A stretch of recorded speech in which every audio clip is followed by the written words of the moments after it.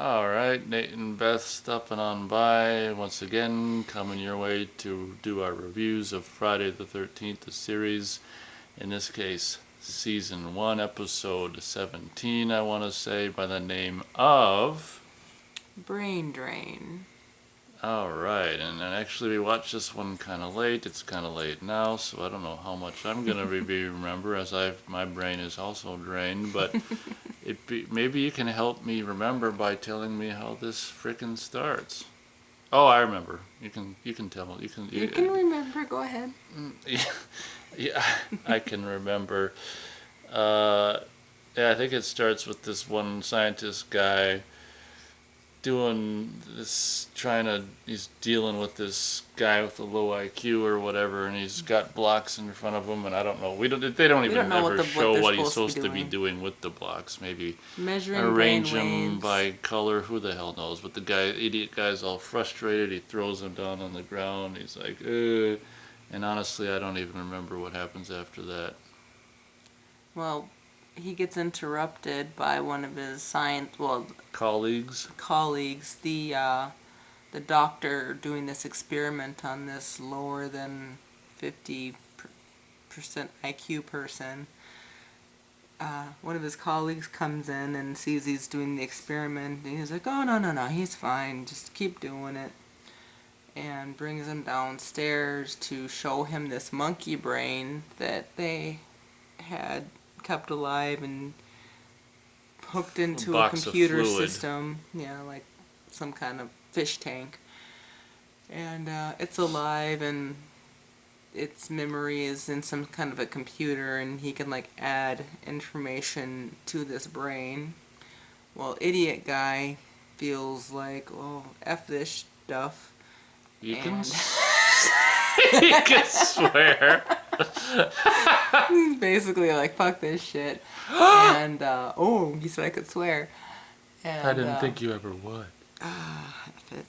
Well, before you go on, the idiot guy overhears them talking about like this guy like I think I've discovered how to transplant or actually take the personality and the intelligence out of a brain and put it into a computer or something like that. So and then this other guy tells him about this old device from I don't know what 1900s or something 1800s. 1800s where it's supposed to suck the spinal fluid out of someone and drain it, hence the brain drain title, and put it into someone else to make them smarter, I guess. Or to actually think it was from victims that were like dying, and to transfer their Terminal people to live on in a different different body. body's life, yeah. But the person who's being drained ends up dying eventually. But this one has been tweaked to bring intelligence from one body to the other. See, yeah, it's so late I didn't catch that. Yeah. So this is the antique item that we were looking for. Well, we thought it was kind of this golden nail file that the professor. The first scene is this golden nail file that's just like being shown like close up, and we're like, what's with the golden nail? How the hell does this big huge machine ever fit in an antique store? That's funny. It's cursed. They'll figure it out. But so the invalid, we'll call him an invalid. Mental invalid, mental midget, mental mentally, little person. The mentally challenged individual overhears this conversation and how this machine is supposed to work, and I guess after the colleague leaves, he's like, he's discovered by the professor that was doing the experiment on him, and like, stop calling me stupid, and he straps him into the machine and sits down on the other side and drops down the lever where the thing goes into his neck, spinal fluid comes out, and he turns and says, now it's my turn to be smarter.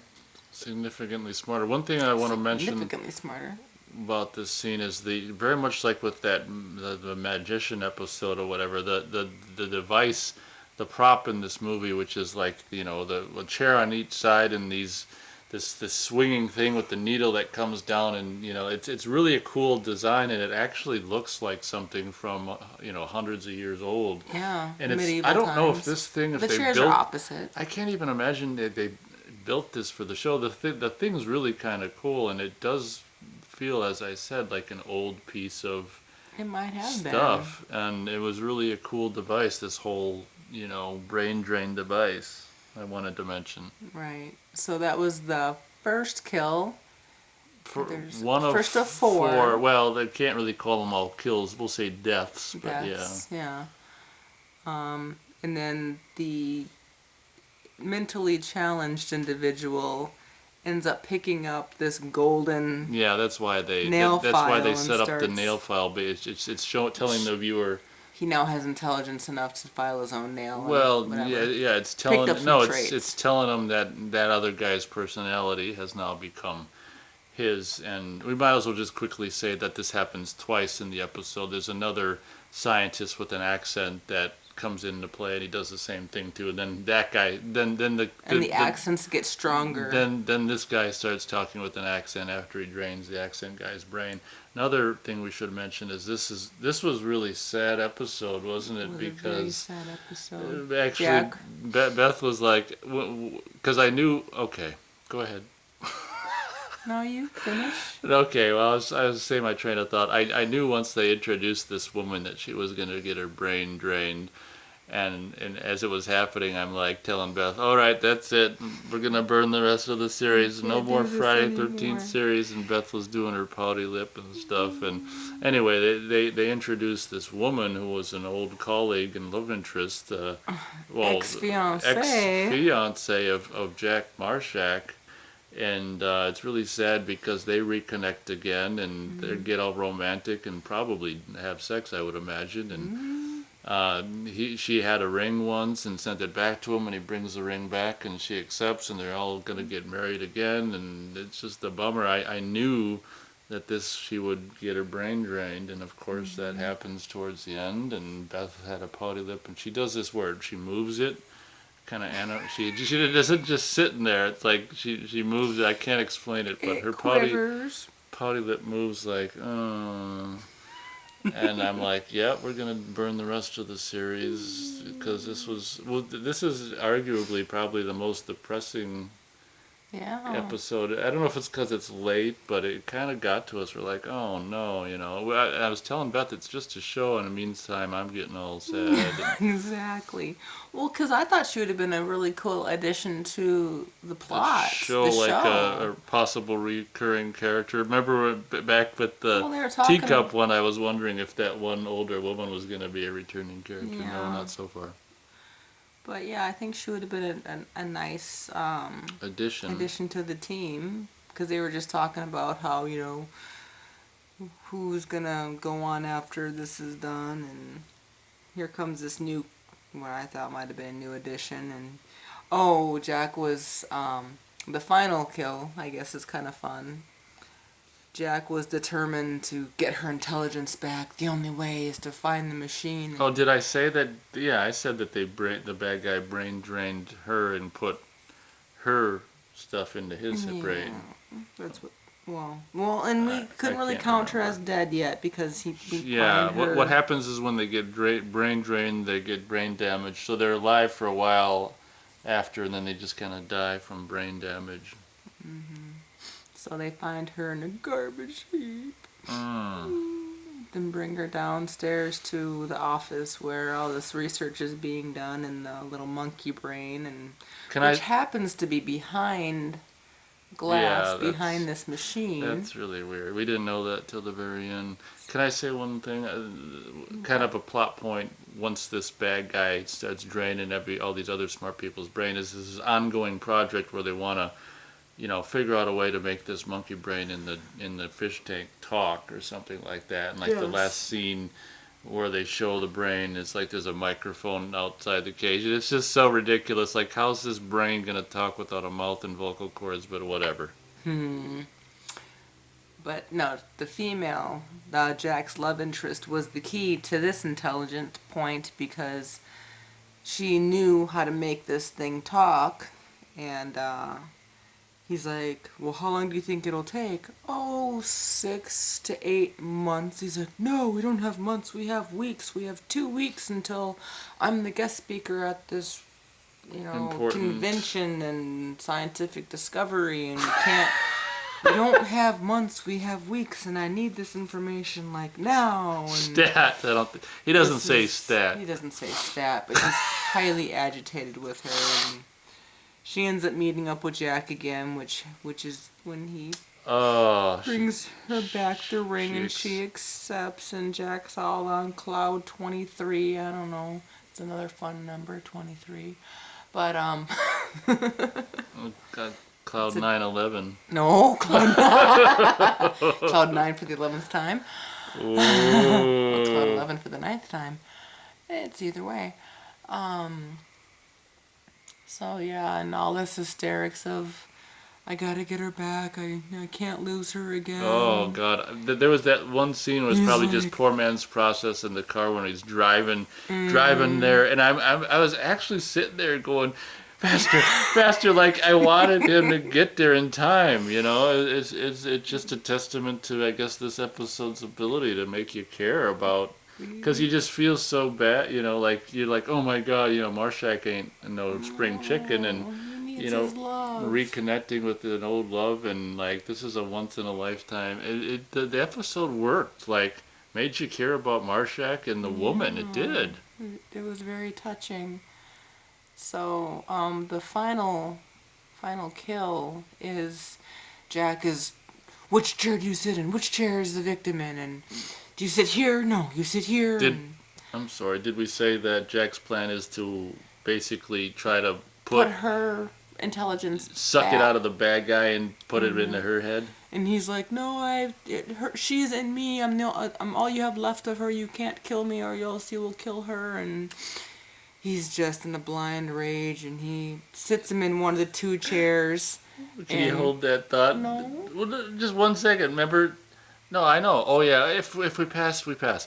Remember that one scene where he's talking to the bad guy, and then she just comes out of Oh, nowhere yeah, and out of hits the nowhere. bad guy. So she's just in a dumb, brain dead, brain damaged stupor, just kind of conveniently is just walking around and walks into the bad guy and kind of. yeah, and Jack, So Jack can get the drop on him. yeah.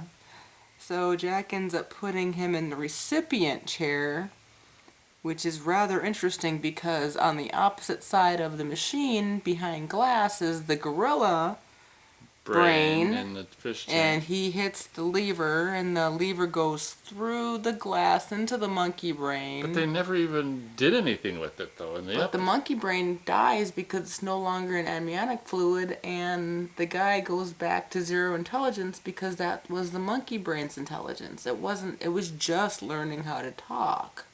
Oh, I see. So, I thought he was in the.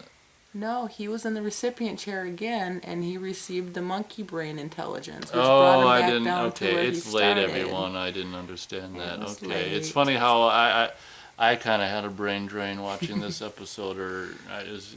And it was set in winter, which doesn't really help either. Yeah, there were some shots I think where it was actual real snow coming out of the sky.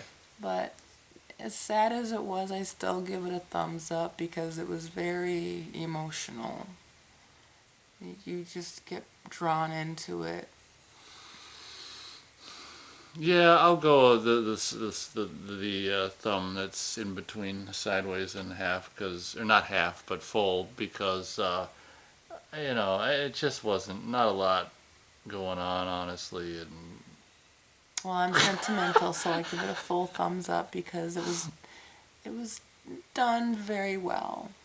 I think it was okay. There was some filler, but not very much. Okay, I hear you. The What's filler, yours again? a All the way thumb, up. All the way up. Okay, mine slanted. Well, that's why we're two different people. So thanks for listening to us bicker. And once again, passing the 13-minute mark, but whatever, that's fine. We do our best. Yeah. Best thinking, well, maybe if you wouldn't talk so much, we'd be able to. Hit that mark. But that's And- okay. Yeah, maybe she's right. Thanks for listening. Until next time, kids. Oh shit! Which the next Oh, time the next is time is going to be next time is gonna be the electrocutioner. if we get past it. Where are we at? Brain drain. Yeah, the Is that electrocution there? electrocutioner. Yeah, we can read, which is the final Did we? episode on this disc. I don't think we even had a guess for brain drain, did we? No, we didn't. It was kind of hard to get. I mean, was- it's hard to yeah. guess. Do we have a guess for electrocutioner? I'm gonna guess No. it's Electric chair. electric chair. Yeah, like like the electric chair from Alcatraz, or some old prison that is cursed, and maybe the prisoner who is electrocuted doesn't die. I don't know. We'll figure it out. We'll find out. All right, everyone. Till next time, kids. Thanks for listening. Thanks for listening.